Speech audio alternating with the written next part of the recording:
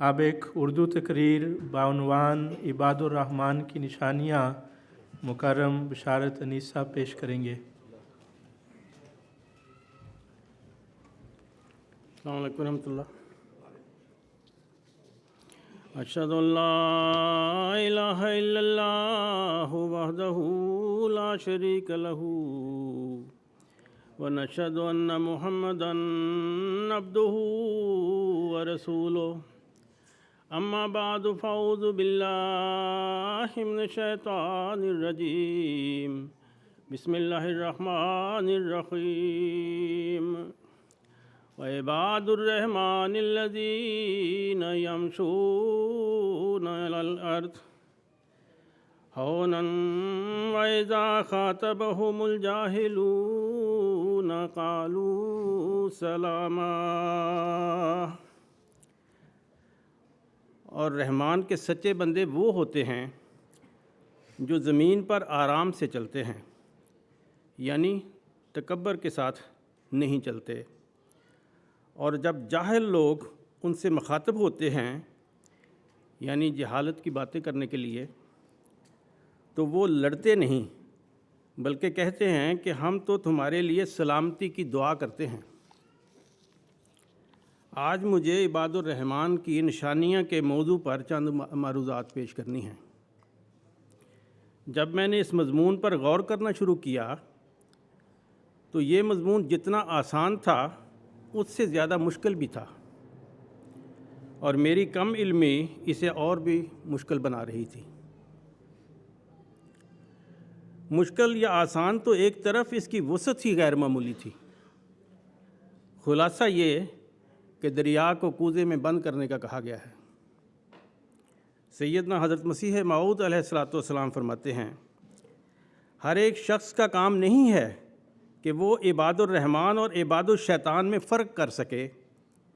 हाँ, अगर वलायत हक्का के जमील लवाज़म मद्देनज़र रख कर और उस मेयार को हाथ में लेकर जो कुरान शरीफ ने इबादुर रहमान के लिए मुकर्रर किया है देखा जाए तो इंसान धोखा खाने से बच जाएगा और किसी इबलीस के साथ और किसी इबलीस के हाथ में हाथ नहीं देगा। मगर मुश्किल तो यही है कि इस ज़माने में अक्सर लोग खुदा के पाक कलाम कुरान शरीफ में तदब्बर नहीं करते और नहीं देखते कि कुरान शरीफ ने इबादुर रहमान के क्या क्या इलामात लिखे हैं। कुरान करीम में इबादुर रहमान की बेशुमार निशानियाँ बताई गई हैं। ख़ुसूसन सूरह अल फुरक़ान में इनका ज़िक्र किया गया है। खुलासतन कहा जाए तो वो ऐसे होते हैं कि एक तरफ बुराइयों से बचते हैं और दूसरी तरफ नेकियों को अख्तियार करते हुए अपनी ज़िंदगियाँ बसर करते हैं। अभी मैंने कहा था कि एक लिहाज से ये मज़मून आसान भी है। वो इस तरह कि हमारे सामने कुरान करीम जैसी बेमिसल किताब के साथ साथ मुजस्समे कुरान और हमारे आका व मौला हज़रत अक़दस मोहम्मद मुस्तफ़ा सल्लल्लाहु अलैहि वसल्लम का उसवा हसना मौजूद है। इसी तरह आपके खुलाफा और सहाबा की सीरत हमारे सामने है और बुज़ुर्गान दीन के नमूने मौजूद हैं। और सबसे अहम बात ये कि हज़रत सल्लल्लाहु अलैहि वसल्लम की पेशगोइयों के मुताबिक तारीख़ दौर के बाद इहयाए दीन के लिए सैयदना हज़रत मसीह मऊद अलैहिस्सलातु वस्सलाम की आमद हुई है। और हमारी खुशकिस्मती है कि हमें आपकी जमात में शामिल होने की तौफ़ीक मिली। लिहाजा आप अलैहिस्सलाम और आपके खुलफा और असहाब का नमूना भी हमारे सामने है। बस इन पाक हस्तियों की सीरत का मतालिया किया जाए तो इनमें हमें जा बजा इबादुर रहमान की निशानियाँ दिखाई देंगी।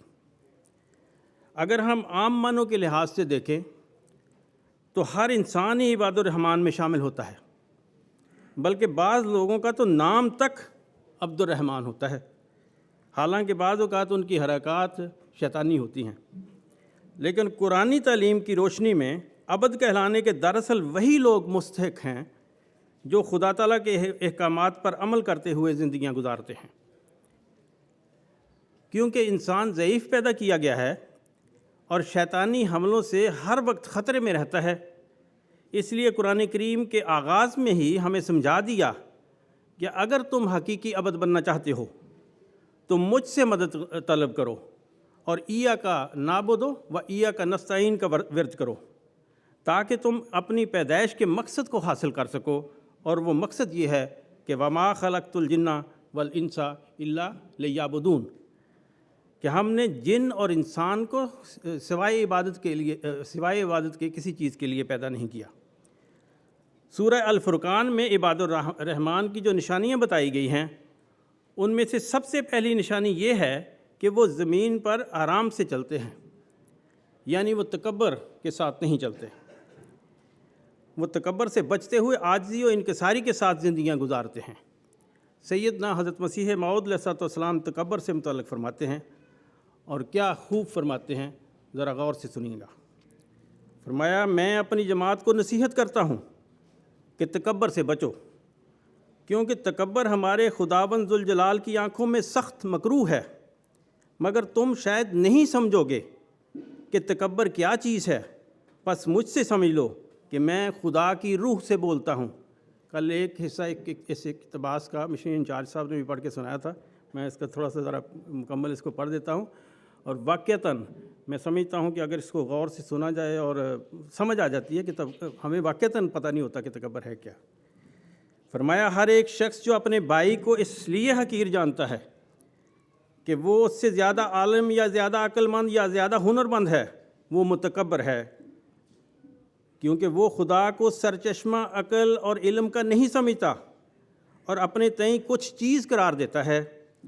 کیا خدا قادر نہیں کہ اس کو دیوانہ کر دے اور اس بھائی کو جس کو وہ چھوٹا سمجھتا ہے اس سے بہتر عقل اور علم اور ہنر دے دے؟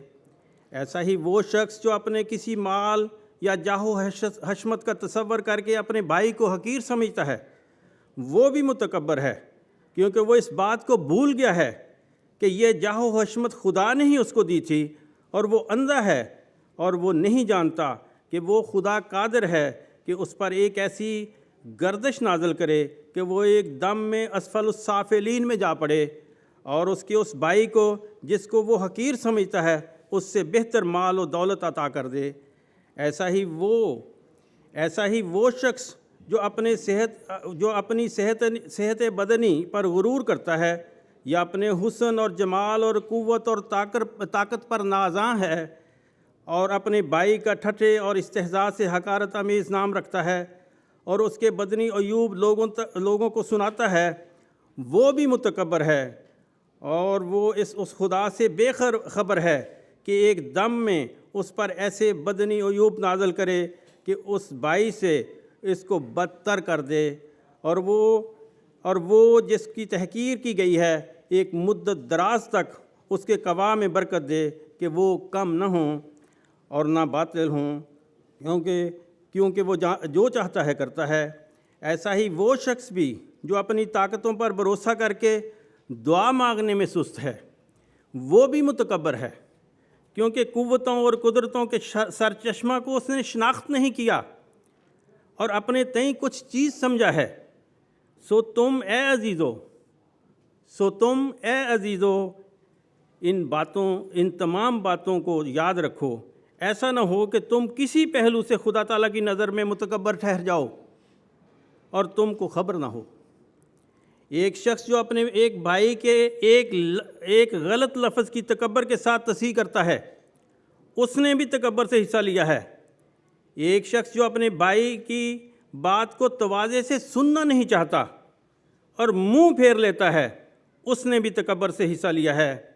ایک غریب بھائی جو اس کے پاس بیٹھا ہے اور وہ کراہت کرتا ہے، اس نے بھی تکبر سے حصہ لیا ہے۔ ایک شخص جو دعا کرنے والے کو ٹھٹھے اور ہنسی سے دیکھتا ہے، اس نے بھی تکبر سے ایک حصہ لیا ہے۔ اور وہ جو خدا کے مامور اور مرسل کی پورے طور پر اطاعت کرنا نہیں چاہتا، اس نے بھی تکبر سے ایک حصہ لیا ہے۔ اور وہ جو خدا کے مامور اور مرسل کی باتوں کو غور سے نہیں سنتا اور اس کی تحریروں کو غور سے نہیں پڑھتا، اس نے بھی تکبر سے ایک حصہ لیا ہے۔ سو کوشش کرو کہ کوئی حصہ تکبر کا تم میں نہ ہو، کہ ہلاک نہ ہو جاؤ، اور تا تم اپنے اہل و عیال سمیت نجات پاؤ۔ خدا کی طرف جھکو، جس قدر دنیا میں کسی سے محبت ممکن ہے تم اس سے کرو، اور جس قدر دنیا میں کسی سے انسان ڈر سکتا ہے تم اپنے خدا سے ڈرو۔ پاک دل ہو جاؤ اور پاک ارادہ، اور غریب اور مسکین اور بے شر، تا تم پر رحم ہو۔ اب یہ اتنا زبردست ایک اقتباس ہے کہ اس کے بعد آگے بولنے کا اتنا آسان نہیں ہے، لیکن بہرحال یہ جو آیت ابھی پڑھی گئی اس کی تفسیر میں حضرت مسلم موعود رضی اللہ عنہ فرماتے ہیں کہ اللہ تعالیٰ نے ان عباد الرحمن کی علامات بیان کرتے ہوئے سب سے پہلی علامت یہ بیان فرمائی ہے کہ یمشون علی الارض ہونا، وہ زمین پر بڑے سکون اور وقار کے ساتھ چلتے ہیں۔ یعنی اس آیت کی ایک دوسری تفسیر اس طرح بھی ہے۔ پھر اس کی ایک معنی تو یہ ہے کہ وہ اپنی دنیاوی زندگی بڑے اعتدال کے ساتھ بسر کرتے ہیں، یعنی نہ تو بے جا غضب اور تیزی سے کام لے کر لوگوں پر ظلم کرتے ہیں، اور نہ سستی اور جمود کا شکار ہو کر اپنے مفوضہ فرائض کی ادائیگی سے غافل ہو جاتے ہیں، بلکہ جس طرح آسمان کا وجود زمینی قوتوں کے نشو و نما کے لیے ضروری ہوتا ہے، اسی طرح ان کا وجود لوگوں کی ترقی اور ان کی فلاح و بہبود کا موجب بنتا ہے، ان کی تباہی اور بربادی کا موجب نہیں بنتا۔ عباد الرحمن کی ایک نشانی یہ بھی بتائی گئی ہے کہ وہ یہ دعا کرتے ہیں کہ اے ہمارے رب، جہنم کے عذاب کو ہم سے دور رکھ، کیونکہ اس کا عذاب بہت بڑی تباہی ہے، اور جہنم بہت برا ٹھکانہ ہے، خواہ وہ عارضی ہو یا مستقل۔ اگرچہ اس میں اخروی جہنم کا ذکر ہے، لیکن حضرت مسلم موعود رضی اللہ تعالیٰ عنہ نے یہ جو نقطہ بیان فرمایا ہے جو اس دنیا سے متعلق ہے، اس کو بھی ذرا غور سے سن لیں۔ فرمایا، یعنی ہم دعا تو کرتے ہیں، بعض اوقات یہ آیات پڑھتے بھی ہیں، لیکن کیا اس طرح ہم غور کرتے ہیں، یہ آج ضرور سوچیں۔ فرمایا اس میں یعنی اللہ تعالیٰ کہتا ہے، الہی ہمیں ہر ایک ایسے کام سے بچائیو جو ہمیں دنیا و آخرت میں ذلیل کرنے والا ہو۔ تو ہمیں افلاس اور تنگ دستی کے جہنم سے بچا۔ دیکھیں کتنی جہنم ہے۔ تو ہمیں افلاس اور تنگ دستی کے جہنم سے بچا، ہمیں جہالت اور کم علمی کے جہنم سے بچا، ہمیں بد اخلاقی اور عیاشی کے جہنم سے بچا، ہمیں دنیا داری اور ہوس پرستی کے جہنم سے بچا، ہمیں اپنی آئندہ نسلوں کی خرابی کے جہنم سے بچا، ہمیں کفر اور شیطنت کے جہنم سے بچا، ہمیں لا مذہبیت اور اباحت کے جہنم سے بچا، ہمیں منافقت اور بے ایمانی کے جہنم سے بچا، ہمیں خود سری اور جھوٹ اور ظلم اور تعدی کے جہنم سے بچا، ہمیں اپنی محبت اور رضا سے دوری کے جہنم سے بچا، ہمیں کیونکہ خواہ یہ برائیاں ہم میں عارضی طور پر پیدا ہوں یا مستقل طور پر، بہرحال ان کا پیدا ہونا ہمارے لیے تباہی اور رسوائی کا باعث ہے۔ ہم چاہتے ہیں کہ مستقل طور پر ان خرابیوں کا پیدا ہونا تو الگ رہا، ہم میں عارضی اور وقتی طور پر بھی یہ خرابیاں پیدا نہ ہوں، اور ہمیشہ ہمارا قدم صراط مستقیم پر رہے۔ عباد الرحمن کی ایک علامت یہ بھی بتائی ہے کہ وہ شرک نہیں کرتے، کسی کو ناجائز قتل نہیں کرتے، اسی طرح زنا نہیں کرتے۔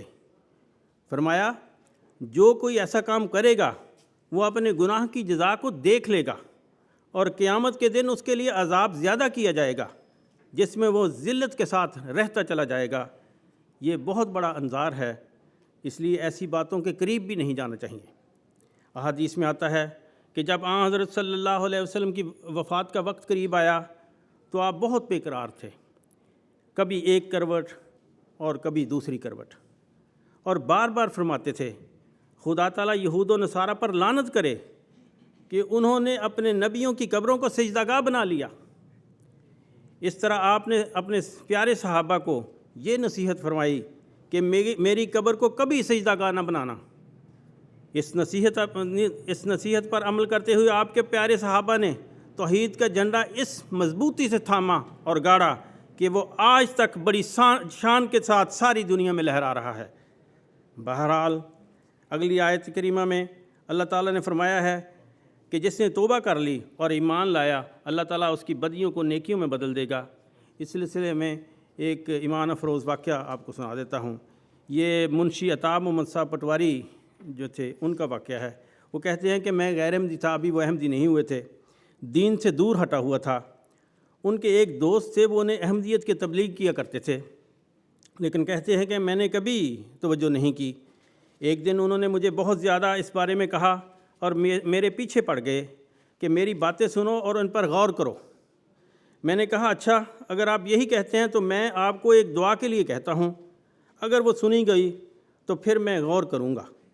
آپ کہتے ہیں حضرت مسیح موعود علیہ السلام کی، آپ کہتے ہیں، یعنی وہ ان سے کہا جو ان کو تبلیغ کرتے تھے، آپ کہتے ہیں کہ حضرت مسیح علیہ السلام کی دعائیں قبول ہوتی ہیں، تو ان کو میرے لیے دعا کے لیے کہیں۔ اور دعا اس بات کی ہے کہ میری 3 بیویاں ہیں، کسی کی اولاد نہیں ہے، ایک کے بعد دوسری شادی میں نے کی تاکہ اولاد پیدا ہو۔ یہ دعا کریں کہ مجھے بیٹا عطا ہو اور بیٹا بھی پہلی بیوی سے۔ کہتے ہیں یہ خط انہوں نے میری طرف سے لکھ دیا۔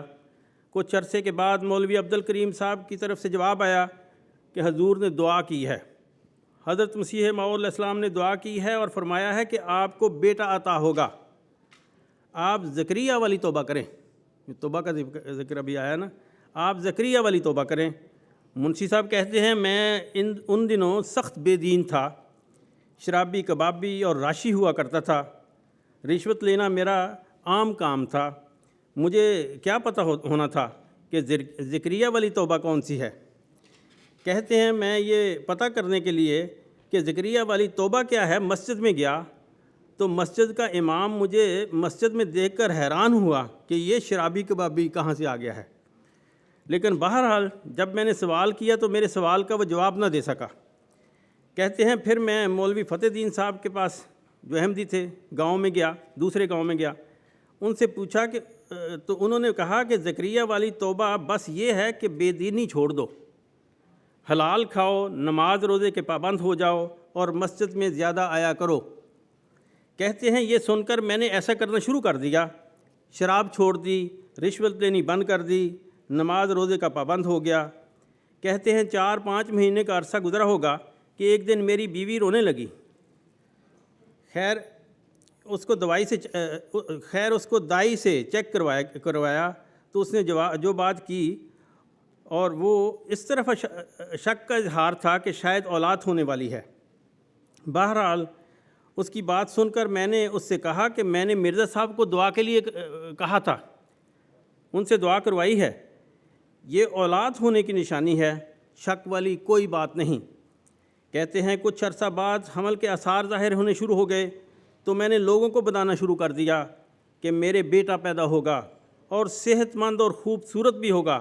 چنانچہ وہ بیٹا پیدا ہوا، اور کہتے ہیں کہ اس کے بعد میں نے بیعت کر لی اور اس علاقے کے بہت سے اور لوگوں نے بھی بیعت کی۔ رحمان کے بندوں کی ایک نشانی یہ بھی بتائی ہے کہ وہ جھوٹی گواہیاں نہیں دیتے، اور جب لغو باتوں کے پاس سے گزرتے ہیں تو بزرگانہ طور پر بغیر ان میں شامل ہوئے گزر جاتے ہیں۔ اس سلسلے میں سیدنا حضرت خلیفۃ المسیح الخامس ایدہ تعالیٰ بن نصر عزیز فرماتے ہیں، اور وہ لوگ بھی اللہ کے بندے ہیں جو جھوٹی گواہیاں نہیں دیتے، اور جب لغو باتوں کے پاس سے گزرتے ہیں وہ بزرگانہ طور پر بغیر ان میں شامل ہوئے گزر جاتے ہیں۔ یہاں 2 باتوں سے روکا ہے، ایک جھوٹ سے اور ایک لغویات سے، یعنی جھوٹی گواہی نہیں، کیسا بھی موقع آئے جھوٹی گواہی نہیں دینی، بلکہ دوسری جگہ فرمایا کہ تمہاری گواہی کا معیار ایسا ہو کہ خواہ اپنے خلاف یا اپنے والدین کے خلاف یا اپنے کسی پیارے اور رشتہ دار کے خلاف گواہی دینی پڑے تو دو۔ تو کیونکہ وقت نسبتاً کم ہے اس لیے میں آگے چلتا ہوں۔ حضرت مسلم موعود رضی اللہ تعالیٰ عنہ فرماتے ہیں کہ میرے نزدیک موجودہ زمانے میں سب سے زیادہ جو لغو باتیں ہیں ان میں جو مقدم چیز ہے وہ سینما ہے۔ دوسری جو آپ نے بات بتائی ہے جو بڑی ممتاز جس کو آپ نے لکھا ہے وہ قمار بازی ہے، یعنی جوا ہے، اور تیسری چیز جو آپ نے لکھی ہے وہ فرمایا کہ وہ ناچ گانا ہے، اور چوتھی بات جو آپ نے لکھی ہے وہ حقہ ہے۔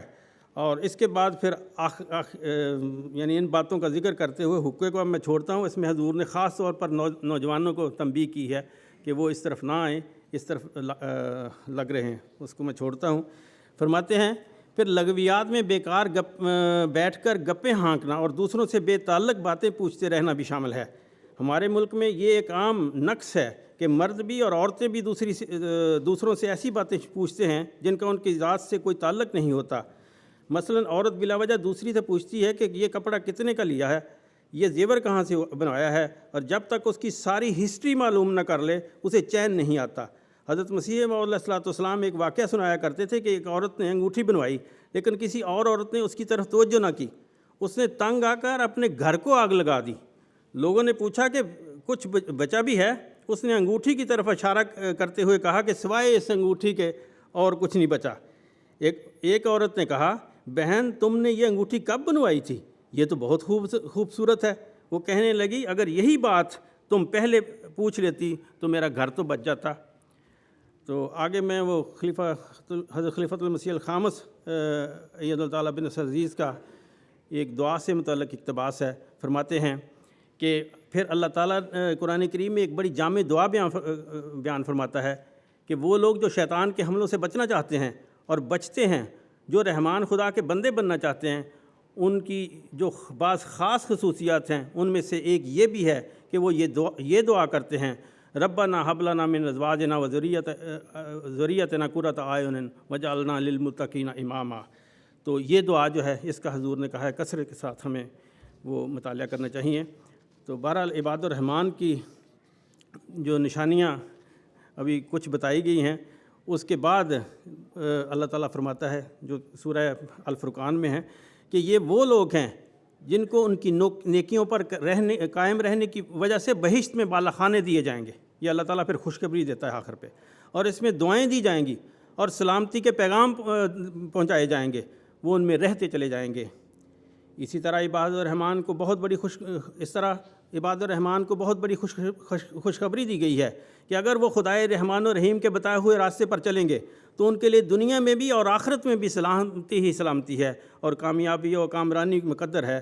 لیکن اگر خدا نہ کرے کہ صورت حال اس کے برعکس ہوگی تو فرمایا، اے رسول تو ان سے کہہ دے کہ میرا رب تمہاری پرواہی کیا کرتا ہے اگر تمہاری طرف سے دعا اور استغفار نہ ہو، جبکہ تم نے پیغام الہی کو جھٹلا دیا تو اب اس کا عذاب تم سے چمٹا چلا جائے گا۔ اس لیے ہمیں دعا کی طاقت اور استغفار کے ساتھ زندگی گزارنے پر کاربند ہونا ہوگا۔ حضرت مسیح موعود علیہ الصلوۃ والسلام نے فرمایا ہے کہ دعا ایسی چیز ہے کہ خشک لکڑی کو بھی سرسبز کر سکتی ہے اور مردہ کو زندہ کر سکتی ہے۔ بس اے قرآن کریم سے محبت کرنے والو، اور اے سیدنا و مولانا حضرت اقدس محمد مصطفیٰ صلی اللہ علیہ وسلم سے عشق کا دعویٰ کرنے والو، اور اے حضرت مسیح موعود علیہ الصلوۃ والسلام کے وجود کی سرسبز شاخو، اٹھو تم بھی خدائے رحمان کی محبت کے وہ گیت گاؤ جو آج کے داؤد نے تمہیں ادا کیے ہیں۔ ہاں تم بھی رب کریم سے پیار کی وہ بنسیاں بجاؤ جو آج کے کرشن نے تمہیں عطا کی ہیں۔ اٹھو اور ان مقدس وجودوں کے نقوش پاک کو چومتے ہوئے آگے بڑھو کہ یہی کامیابی کی ضمانت ہے۔ خدا تعالیٰ سے دعا ہے کہ وہ ہماری کمزوریوں کو دور فرمائے اور ہمیں ایسے اعمال کی توفیق دے کہ جن سے ہم اس کے عباد الرحمن بندوں میں شامل ہو جائیں۔ جزاکم اللہ خیر۔